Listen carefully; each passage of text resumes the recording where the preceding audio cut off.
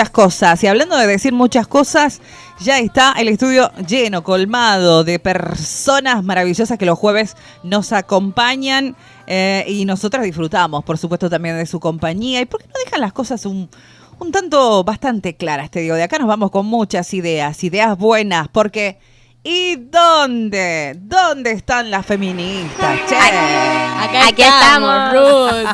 Acá están como cada jueves. Ahí está, bocinazos. ¿Este bocinazo es para nosotras? No me diga. Bueno, Sofía Gandur, Alina Gramajo y Florencia Sábate acompañándonos en esta edición de jueves, porque las feministas están aquí en Radio Prensa. Algún día le vamos a preguntar cómo se transportan, pero ¿cómo están, chicas? Buen día. Muy bien, muy bien. Buen día, Ruth. ¿Cómo se teletransportan? Bueno, ¿cómo están? Bienvenidas a este segmento que intentamos sacarle mucho provecho, como siempre, ¿no? Por ahí nos quedan muchas cosas en el tintero, muchas cosas para decir, para hablar. Pero bueno, hoy tocamos un tema que sí, el tiempo va a ser muy, pero muy, muy breve, casi imperceptible con todo lo que tenemos realmente para hablar. Si decimos 3 letras que han revolucionado, ¿no? La manera de ver, de comportarse, de ejecutar. Faltan acciones y muchas cosas por hacer con ESI. Sí, por y supuesto. tiembla todo, ¿no? Sí, dicen Rum. ESI y temblor. Sí. Tiemblan Más o muchas menos. cosas cuando se dice en la ESI. Sí. Realmente nuestra querida ESI, como le decimos nosotras, ¿qué es después de todo? Hay Eso. muchas cosas, se habla sobre la ESI, capaz que poco se sabe. Es una de las cosas que nosotras podemos ver cotidianamente, muchas personas que nos preguntan, muchos mitos que hay que desmentir. Qué rápido se crearon los mitos, ¿no? Qué rápido la gente ha no me sale la palabra. Obstaculizado, ¿no? Esta situación que primero desconocían, después nadie quería saber nada, quemaban las papas pero sí podemos, ¿no?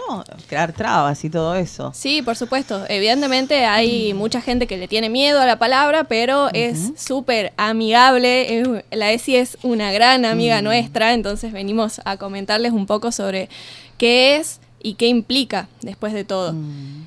Bueno, para hacer una definición que no sea mía inventada, vamos a la gente que sabe. Según la UNESCO, la ESI es un enfoque de enseñanza sobre el sexo y las relaciones apropiadas a la edad. Es relevante culturalmente y que proporciona científicamente información precisa, realista y sin prejuicios.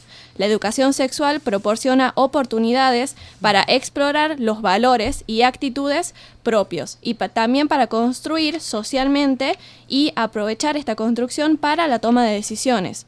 También para adquirir habilidades de comunicación y reducción de riesgos sobre muchos aspectos de la sexualidad.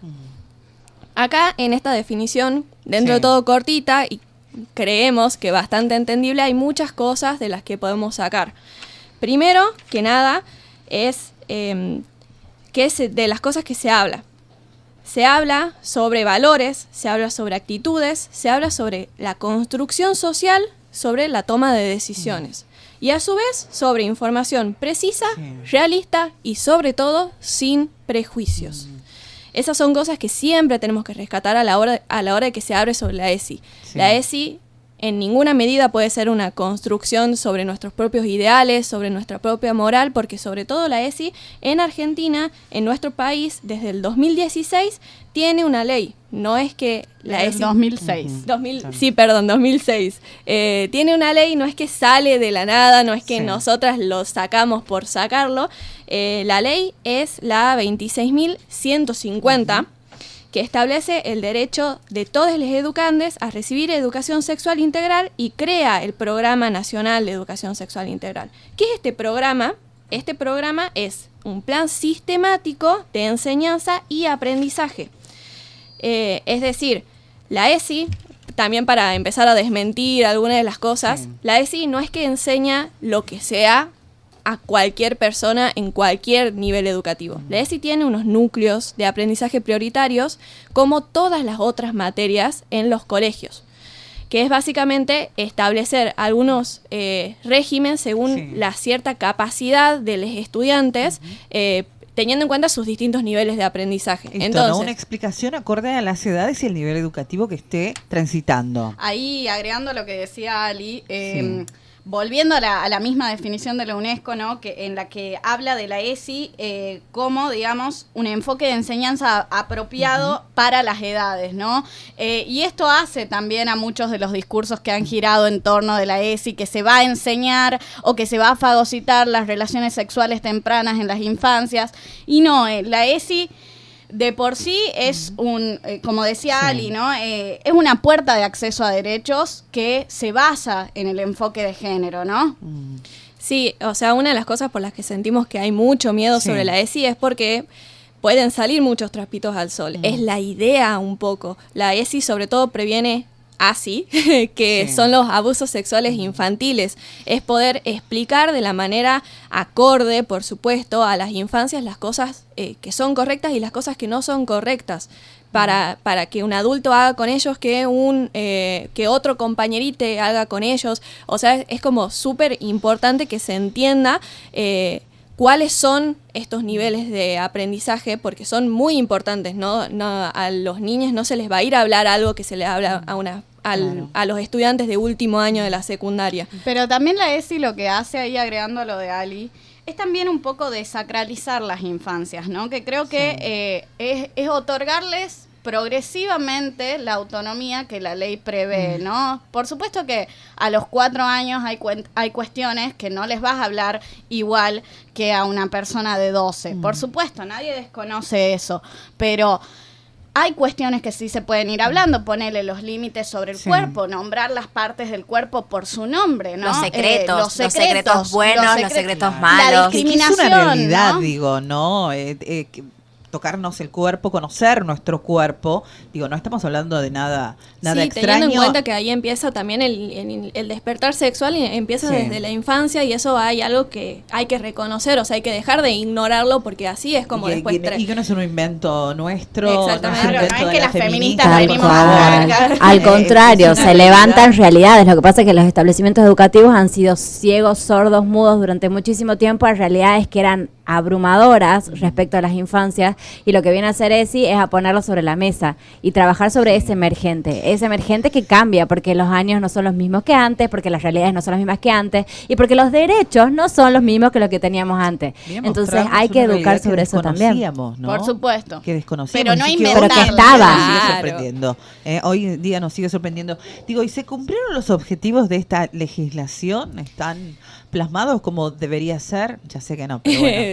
Bueno, sí. Se podría decir que hay ahora una gran motivación de los estudiantes a recibir ESI. Los estudiantes están pidiendo ESI. Y también hay una gran cantidad de un cuerpo docente que está pidiendo ESI.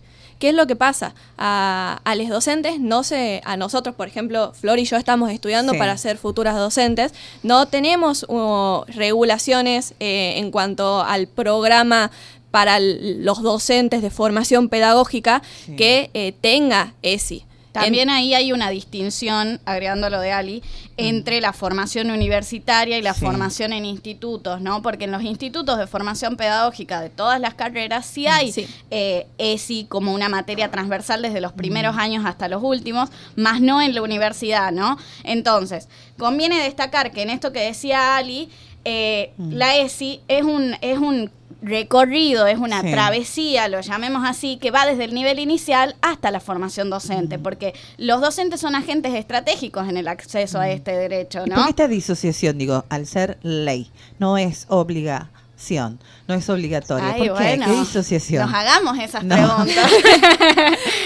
Claro, me parece que hay Digo, ¿no? muchos grises, Sí. como un poco en todo lo que es de perspectiva de género, ¿no? Siempre vemos que hay algo que falta y siempre pedidos, bueno, la ¿Y estos ESI es pedidos una... son escuchados? Digo, estos reclamos, hay no sé, un número, porque esto trabaja a función y codo a codo, sabemos, digámoslo, feministas, de alguna manera, entre comillas, ¿no? Que nos ha servido para tantos usos, para tantas interpretaciones. Digo, buscar este recurso, llamar a un número que me asista, que me ayude. ¿Por qué sería, no? Si digo, si es una ley, por qué los docentes, como comentaba, estaban insistiendo con el reclamo. Lo sé de muchas compañeras de mis hijas que no saben, que desconocen, que desde la casa no le contaron nada. ¿Y por qué en la escuela te van a enseñar esto? Porque es necesario. Hay como muchas aristas a esto que planteas, ¿no? Yo creo que seguir generando como 0800, no sé si es tan productivo a los fines de que camine la política pública que ya tiene, como dijo Ali, casi 16 años. Lo que sí es, no hay que negar el peso de que las mismas juventudes estén empujando para que esta ley se implemente, porque ya conocen que eso es un derecho de ellos, y así como también el cuerpo docente. Pero no hay que desconocer tampoco el trabajo que se viene haciendo en el programa de ESI provincial, que está acá cerca, en el Ministerio de Educación, que viene funcionando bien. Entonces, lo que conviene preguntarnos es cuáles son los obstáculos, ¿no? Cuáles son los palos en la rueda y en qué momento se ponen palos en esas ruedas, porque a nadie le molesta, a nadie le molesta que hablemos de violencias, porque a todos nos conmueven las violencias. Ahora, aborto.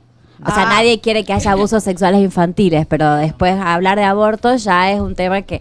Y lo sorprendente es que las resistencias aparecen recientemente y en rigor. Aborto como tema curricular dentro de los contenidos curriculares existe desde hace muchísimo tiempo y desde mucho antes incluso de lo que los reclamos que empezamos a escuchar respecto a la implementación de la ESI. De hecho, la palabra aborto está en una resolución, la 45 del 2008, en donde se establecen cuáles son todos los temas curriculares, o todos los temas que van a formar parte del currículo de la universidad, de las escuelas, y lo contiene dentro del nivel secundario, como contenido básico. Después, en el 2018, vuelve a insistirse en los núcleos. ¿Te acordás que recién te decía Ali de los núcleos de aprendizaje prioritarios? Que es como el contenido básico mínimo que tiene que haber en cada nivel de escolar. Ahí aparece en el 2018 de vuelta y se habla como que el contenido respecto al aborto tiene que ser distintas miradas sobre el aborto como una problemática ética, de salud pública, moral, cultural, jurídica.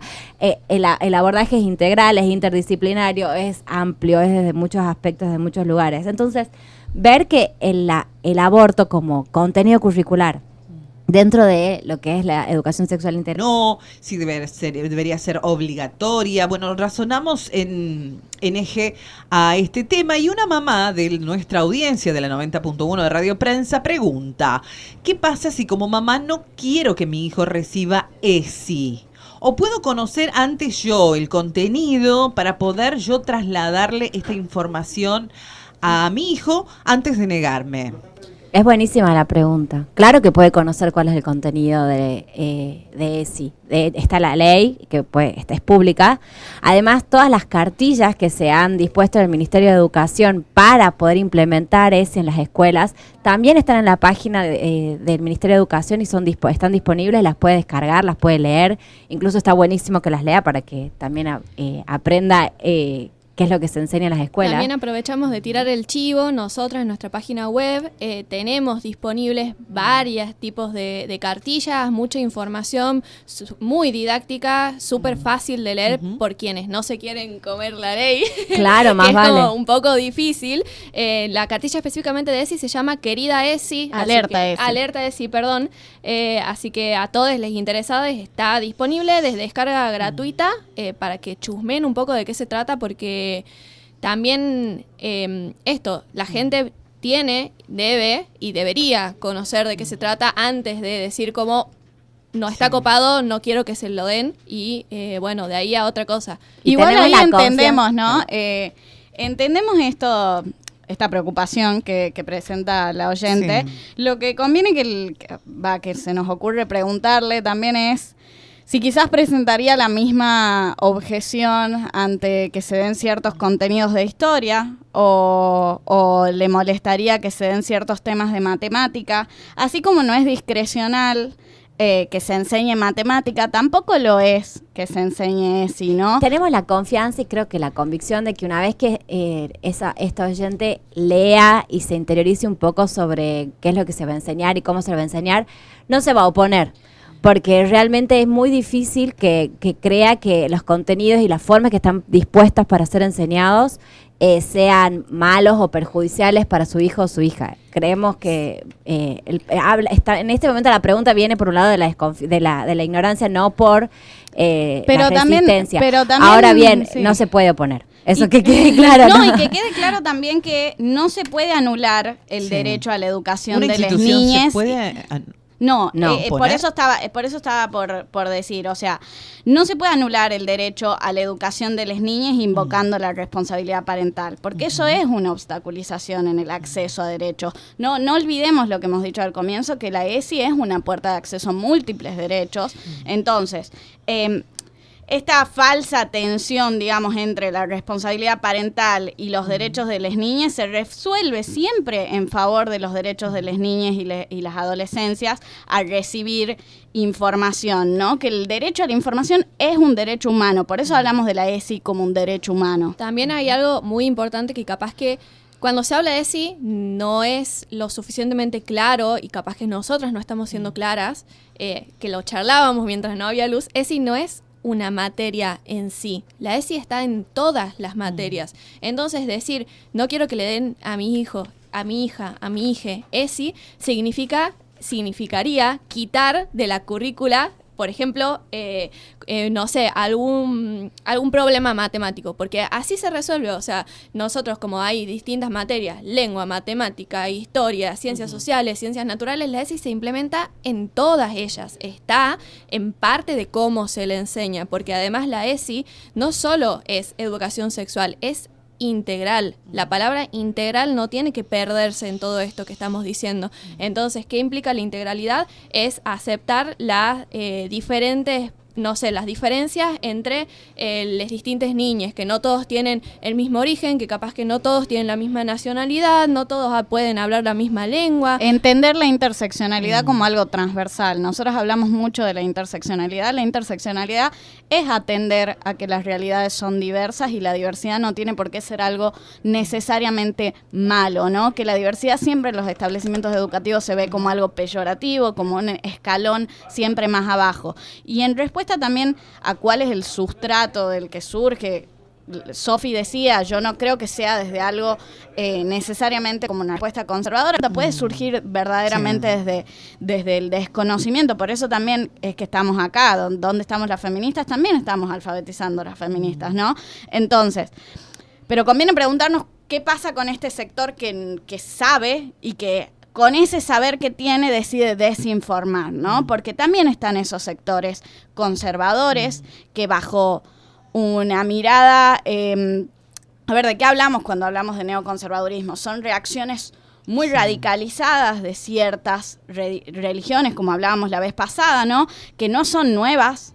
Se les dice neoconservadurismo por los nuevos accionarios, pero este término, digamos, se viene usando desde los 90 y los feminismos y los movimientos queer han sacado a la luz estos accionarios, ¿no? Entonces, ¿cuál es el giro que empiezan a dar estos sectores con la ESI?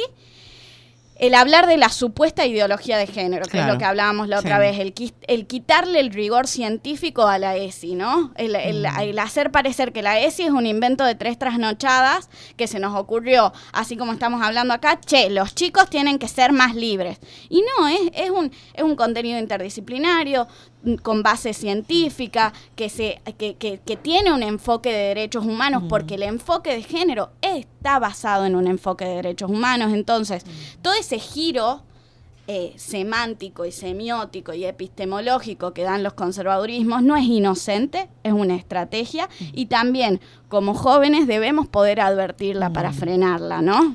También es no esperar a que ocurran ciertas tragedias porque siempre que pasa algo, vamos con educación, esto no pasaría. La ESI evitaría muchísimas cosas que capaz que ni siquiera se las puedan imaginar. Entonces es invitar a la audiencia a que pueda acceder a la información, no los decimos sean feministas de la nada, compren el pañuelo verde.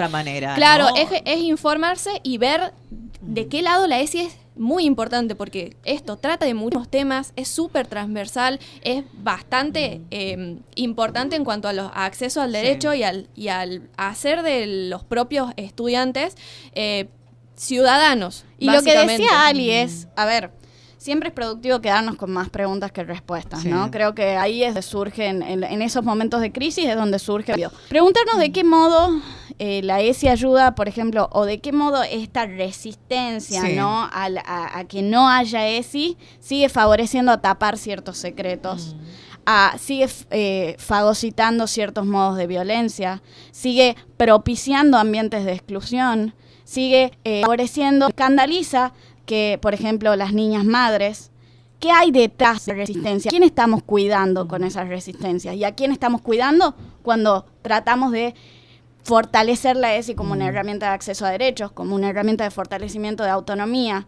Entonces, pensemos esos contrastes. Resistencia de conocimiento, vamos apuntando, ¿no? Muchas palabras en nuestro cuaderno diario. Y bueno, volviendo y para cerrar también este tema, recordemos que estamos en contacto con Sofía Gandur, Alina Gramajo y Florencia Sábate, desde la Fundación se viene trabajando, ¿no? M por M. Famosísima. Lean, compartan la información de la Fundación, que es realmente muy interesante, ¿no? ¿Cuál es la vinculación que se puede establecer entre la ESI y el derecho a decidir? Desde la Fundación, el trabajo que vienen realizando ustedes sobre el tema aborto. Y bueno, la ESI abre la puerta a la soberanía sexual. Y el ejercicio de la soberanía sexual tiene que ver con todos los derechos que se relacionan justamente con con vivir libre de violencias y una sexualidad propia, elegida, y con maternar o no maternar, ejercer los derechos reproductivos y los no reproductivos. Les decía recién cuando estábamos hablando de aborto que la prestación de aborto sea lícita desde 1921 para cuando hay causales y desde hace 2 años sin invocación de causales, ha tenido un efecto simbólico enorme. Todas y todos sabemos que cuando se discutía la legalización del aborto en el Senado y en la Cámara de Diputados en el Congreso de la Nación, de repente el tema vino a las mesas de los almuerzos y las cenas familiares. Y también la posibilidad de empezar a hablar de algo que era considerado tabú, mala palabra, algo feo, algo triste, algo oscuro, algo que no estaba en nuestras familias, que nunca había sucedido en nuestra familia, no nos tocaba, era como si perteneciera a otro universo, a otra realidad, que se demostró que no era así. Bueno, con ESI justamente pasa un poco eso, y creo que ese es el miedo, el temor, la resistencia, que de repente nos veamos obligados y obligades a tratar y responder preguntas que nuestras infancias nos hagan. Ahí también, Sofi, me parece interesante, bueno, también tenemos gente viéndonos en el vivo de Instagram, que, bueno, dice, o sea, muchos de los comentarios quizás que no adscriben, digamos, a la ESI como una herramienta de acceso a derechos, plantean que lo que se enseña a través de la ESI es avasallar las libertades fundamentales, ¿no? Y la ESI jamás va a hacer eso. Es lo contrario. Es exactamente lo contrario. Es favorecer las subjetividades de las infancias y de las adolescencias. Es generar ambientes libres de violencia. Es literalmente ir construyendo una escalera hacia una autonomía, ¿no? Pero jamás va a avasallar libertades, sino va a fortalecer libertades. Hay un desconcepto ahí. Yo tomo lo que estabas diciendo recién, que era el derecho a decidir. La palabra, o sea, el derecho a decidir es enorme, o sea, conlleva muchas cosas. Nosotros siempre lo tomamos por el lado de la salud reproductiva, por supuesto, pero la ESI te enseña a decidir qué relaciones querés mantener, qué vínculos querés formar de acá en adelante, qué persona querés elegir ser de acá en adelante, cuál es tu proyecto de vida en un futuro. El derecho a decidir y la ESI están totalmente ligados porque el decidir es muy amplio. Entonces es darles la oportunidad a esos estudiantes a que decidan de forma autónoma quiénes quieren ser en un futuro y qué quieren empezar a pregonar, por decirlo de cierta forma, en la sociedad. ¿Qué tipo de sociedad quieren formar? Imagínense que ESI trata relaciones interpersonales entre estudiantes. Entonces algo que todas las padres consideran que es un disvalor, el bullying. es ESI justamente la herramienta que nos va a permitir tratar el bullying, a desarticularlo, a comprender cuáles son los andamiajes o los canales subterráneos que construyen ese tipo de relación entre los niños y las niñas, y a aprender a reaccionar o a conocer nuestras emociones y reaccionar en forma acorde a ellas, cómo puedo tratar a un neotre. Entonces lo que digo es, no, es imposible que si conocemos qué es ESI en realidad, nos resistamos a su implementación, porque justamente es una vida mucho más libre, mucho más pacífica, mucho más armoniosa, equilibrada, mucho más amable para nuestras infancias, la que propone la enseñanza de la educación sexual integral. Una cultura, una sociedad más razonable, ¿no? Chicas, maravilloso el tiempo, como siempre, volando, corte de luz, tuvimos absolutamente Acá no de todo, nos pero frena resistimos, acá estamos y la libertad cuesta, ¿no? Y hay Sí, un proceso histórico también que sabemos que data de mucha historia, de mucha resistencia, pero bueno, ahí vamos todos los días y cada jueves. La verdad que gracias y un placer enorme por haber compartido esta edición con Sofía, con Alina, con Florencia. Gracias por este tiempo aquí en Radio Prensa y bueno, las esperamos el próximo jueves porque... ¿Las feministas a dónde están? Aquí Acá estamos. Acá están. Y cada jueves. Chicas, gracias. de Gracias verdad. a vos. Gracias. Bueno, y a los padres que busquen información, que lean, que nos concienticemos absolutamente todo, que lo aprendamos. Si lo queremos ver para que sea más real, bueno, lo traslademos desde ese punto. Visiten la página de la Fundación, está muy interesante. Pueden descargar todo el material porque tenemos soporte y es una ley. 1 minuto de las 11, José Prieto Ganim estuvo en los controles, Mónica Díaz, Cintia Otrier en la producción. Nosotros dejamos un grito de corazón aquí en la 90.1. Hasta mañana.